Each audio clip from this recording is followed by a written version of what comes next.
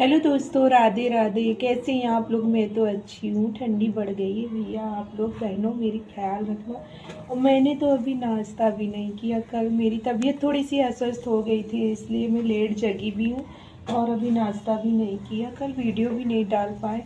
मैं ये कहना चाह रही थी मेरी बहनों मेरे भाइयों, क्योंकि हम लोग घर पे रहते हैं तो जिस तरह रहते हैं उसी तरह हम लोग वीडियो डालते। बाहर भाई रौनक थोड़ा सा देखते बाहर की, तो उस हिसाब से लोग, बहुत सी बहनें बहुत लोग डालते हैं। लेकिन हम लोग घर पे रहते हैं तो एक हाउसवाइफ को बहुत काम रहता है, तो इसलिए हम लोग जैसे भी रहते हैं वैसे वीडियो डालते हैं। तो प्लीज़ आप लोग भी मेरा सपोर्ट करिए, सब बहनों का सपोर्ट करिए, हमारा भी सपोर्ट करिए।